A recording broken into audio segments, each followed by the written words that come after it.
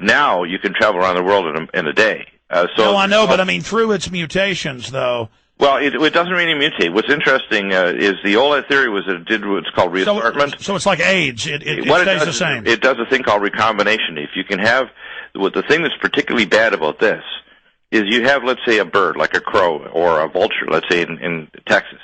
This virus, the swine flu one, can grow in a human or a vulture, okay, or a crow. But the avian flu could pretty well only grow in a bird, so it's not going to affect a human. Now what this new virus does is allow a bridge to get into cattle, sheep, horses, polo ponies, humans, and it can devastate all kinds of things. So it's like a Rosetta Stone, and it has a skeleton key on the end of it. Right, so it's able to actually jump into other humans, animals. It could wipe out alligators. I mean, it isn't just going to perhaps go after mammals. And the thing that, looking at the genetics of this, it's going to allow the bridge to allow the emerging pandemic will be primarily a swine flu pandemic that'll have new avianized genes, and if they're not in this particular emergent wave, the following waves, just like a rogue wave, will be bigger and contain the lethal genes. So this is the first. So this wave. Is not hype. Now, Dr. Deagle, a medical doctor, should people run out and then take the vaccines they say they're breeding? No, in fact, what they did is they stopped the vaccine. The World Health Organization recommended the Mexicans stop because what they were doing is turning the people of Mexico into bioreactors because they were inserting attenuated virus that would allow it to recombine when they have an active infection of the current. Which is exactly what happened with Baxter in Europe, secretly mixing it with a vaccine stock, which the scientists said was a perfect way to cause a mutation, correct? Right, and they did it in the... Stay there. I want to come back with a final segment and play this video clip. Yeah. Got to jam in a few clips.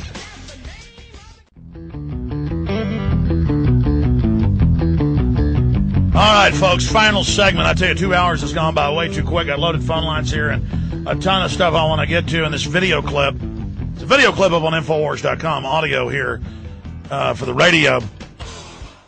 But it's so important because, notice they say Saddam Hussein working with the Taliban and Al-Qaeda right before 9/11, putting out fear-mongering fake newscast shown on TV stations, shown to feds to brainwash them, where there's going to be a smallpox outbreak. Then they stage 9/11. They try to get the police and military to take the smallpox shots. They refuse, even under orders. The first responders, nurses, doctors refuse. The head of Health and Human Services refuses to take it. Those that do take it, a lot of them have heart attacks because of an autoimmune inflammation response that happened.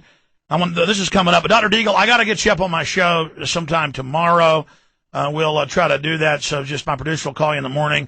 And I'm also going to get Steve Quayle on and a bunch of other people that have really been on top of this. All the dead microbiologists governments have been killing in the build-up to this. I hope that this just kind of runs itself out and mutates into something that's not deadly. But just from my own layman studies, to have it all mixed up like this and come out of nowhere and the way the media is handling it, it stinks to high heaven. We know this is their ace in the hole.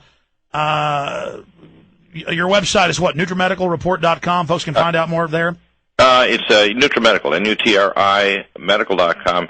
12 years ago when I spoke in Zurich, Switzerland to Human Life International, I was given documents, and this is my first major exposure to it, that one of the 3 projects they were doing was the World Health Organization, the United Nations, funded by the Rothschilds, had conspired with the National Institute of Allergy and Infectious Disease, USAMRIID, and the Center for Disease Control to exhume the bodies of deceased whalers and take the gene fragments of the swine flu 1918 and with a supercomputer and bioengines rebuild the virus de novo. So this virus is resurrected.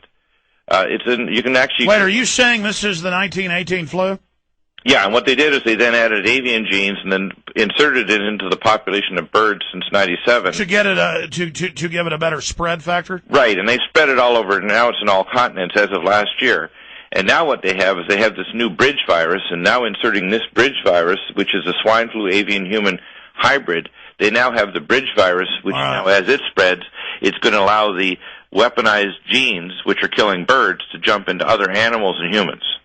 Well, there's no doubt that Baxter International got caught mixing live bird flu in the main vaccine vats at 18 locations. By the grace of God, the companies found out and said, what are you doing? And Czech Republic doctors said, this is the perfect way to mix this in with the other normal flu versions, human flus, to cause an airborne super bird flu that has a 90% kill rate, correct? That's right. In fact, we found out that Baxter Labs, we've had Alexander S. Jones, maybe not a direct relative, an NIH whistleblower, has been on the show a number of times, along with Dr. Rebecca Carley and Dr. A. Truat. And we've been tracking literally daily, and their phone is now disconnected at Biotest in the Czech Republic. Baxter's not responding. None of the 4 countries or any of the agencies are reporting anything in the media in Eastern Europe. We don't know how many countries. We don't know what happened to the 37 quarantined in the Czech Republic. There's a total blackout, and Yeah, for those that don't know, if you just Google homeless die from bird flu vaccine, it's London Telegraph and other news. The government told them it was a regular shot at a health clinic, killed them all deader than a hammer. Dr. Deagle, we'll talk to you again tomorrow. Thank you so much for the report. Absolutely amazing, important.